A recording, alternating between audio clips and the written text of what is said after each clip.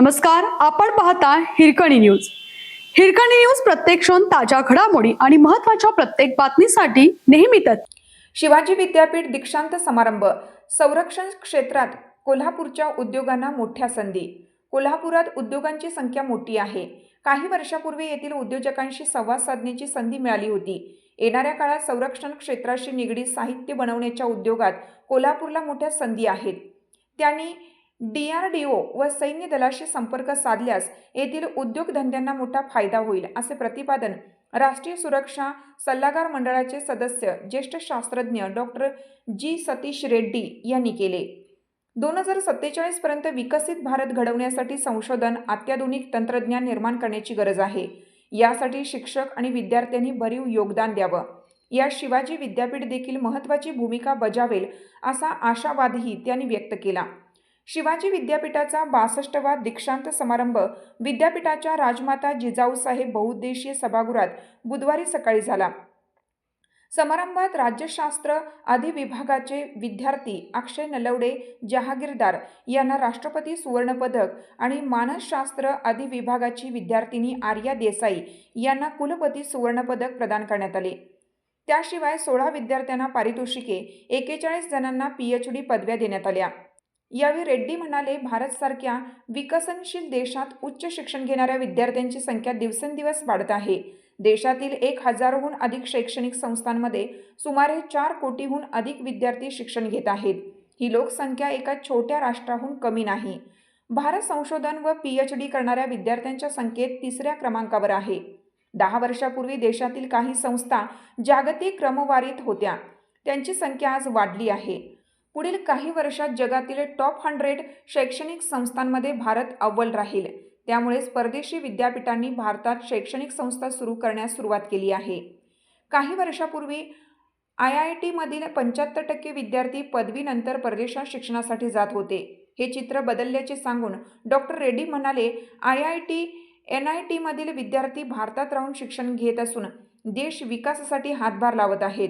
2016 मध्ये 450 स्टार्टअप होते. त्यांची संख्या वाढून 2025 मध्ये 1,75,000 स्टार्टअप झाले आहेत. तरुणांचे स्टार्टअप बाहेरच्या देशांना आकर्षित करीत आहे. फ्रान्स, जपान व अमेरिकेतील कंपन्यांकडून स्टार्टअपला निधी मिळत असून त्यांना उत्पादनाच्या ऑर्डर दिल्या जात आहेत, असंही ते म्हणाले. पंतप्रधान नरेंद्र मोदी यांनी मेक इन इंडियाचा 10 वर्षापूर्वी नारा दिला. आज परदेशी संस्था उत्पादन विक्रीसाठी भारतात येत आहेत.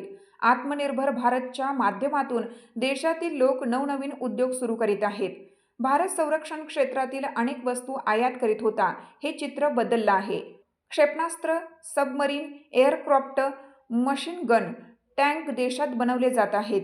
टाटा व भारत फोर्ब्स यांनी संयुक्तिकपणे मशीन गन बनवली. ही जगातील सर्वात लांब पल्ला गाठणारी ठरली आहे. पंतप्रधान मोदी यांनी याबाबत स्वातंत्र्य दिनावेळी गौरवोद्गार काढले, असं ते म्हणाले. देशात संरक्षण क्षेत्रातील निगडीत 29,000 उद्योग सुरू आहेत.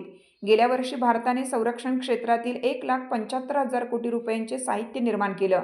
ही क्षमता वाढून 3 लाख कोटींवर नेण्याचे प्रयत्न सुरू आहेत. संरक्षण क्षेत्रातील साहित्यांची भारताने गेल्या वर्षात 23,000 कोटींची निर्यात केली. 2028-29 मध्ये ही निर्यात 50,000 कोटींवर नेण्याचा मानस संरक्षण मंत्री राजनाथ सिंह यांनी व्यक्त केला आहे. येणाऱ्या काळात भारत संरक्षण साहित्य निर्यात करणारा जगातील सर्वात मोठा देश बनेल. अध्यक्षीय मनोगतामध्ये प्रभारी कुलगुरू डॉक्टर सुरेश गोसावी म्हणाले, दीक्षांत समारंभात पदवी मिळाल्यानंतर विद्यार्थी नवीन झेप घेण्यासाठी तयार असतात. मिळालेल्या गुणवत्तापूर्ण शिक्षणाचा विद्यार्थ्यांनी समाज, राज्य व देशाच्या प्रगतीसाठी उपयोग केला पाहिजे. विज्ञान, तंत्रज्ञान, डेटा सायन्समध्ये संशोधनाच्या अनेक संधी आहेत. विद्यार्थ्यांनी नवसंकल्पनाच्या माध्यमातून मानवी मूल्य जपावं. विद्यार्थ्यांना मिळालेली संस्कार आणि ज्ञान आयुष्याला दिशा देणारे असतात. संशोधनातून विद्यार्थ्यांनी राष्ट्रीय, आंतरराष्ट्रीय पातळीवर वेगळी ओळख निर्माण केली पाहिजे. जग प्रयोगशाळा बनली आहे. त्यामुळे नवनवीन तंत्रज्ञान आत्मसात करून काळानुरूप बदलण्याची तयारी केली पाहिजे. बोलीभाषेसह परदेशी भाषा कौशल्य विकासासाठी शिकल्या पाहिजेत. पदवी मिळवणं जगाच्या पातळीवर आपल्याला सिद्ध करण्याची सुरुवात असते.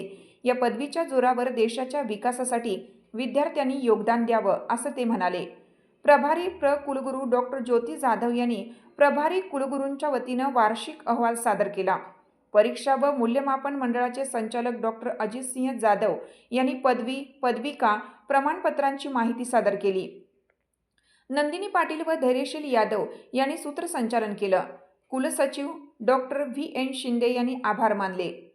शिवाजी विद्यापीठ दीक्षांत समारंभात वितरित करण्यात आलेल्या 49,900 इतक्या पदवी नॅशनल अकॅडमी डिपॉझिटरी नॅड येथे प्रभारी कुलगुरू डॉक्टर सुरेश गोसावी यांच्या हस्ते अपलोड करण्यात आल्या आहेत. त्या स्नातकांना लगेच ऑनलाईन उपलब्ध करण्यात आल्या आहेत. दीक्षांत समारंभाचे शिवाजी विद्यापीठाच्या शिववार्ता यूट्यूब वाहिनीवरून थेट प्रक्षेपण करण्यात आलं. प्रक्षेपणाचा 1,200हून अधिक दर्शकांनी लाभ घेतला. भारत संरक्षण क्षेत्र उत्पादनाच्या निर्मितीत आघाडीवर आहे.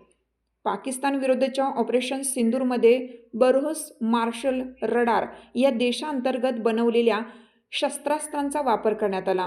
याच्या माध्यमातून पाकिस्तानमधील airport, runway, radar, network station, bunkers उद्ध्वस्त करण्यात आल्याचे डॉक्टर रेड्डी यांनी सांगितले. शैक्षणिक संस्था आणि विद्यापीठे ही नाविन्यपूर्ण उपक्रम, संशोधन, तंत्रज्ञान विकासाची इंजिन आहेत. विकसनशील देशाकडून विकसित राष्ट्राकडे वाटचाल करत असताना जे काही करतो त्यात उत्कृष्टतेचा ध्यास घेणं प्रत्येकाचे कर्तव्य आहे, असंही डॉक्टर रेड्डी म्हणाले. आपल्या हिरकणी न्यूज चॅनलला लाईक करा, शेअर करा आणि सबस्क्राईब करायला विसरू नका. आणि रहा अपडेट.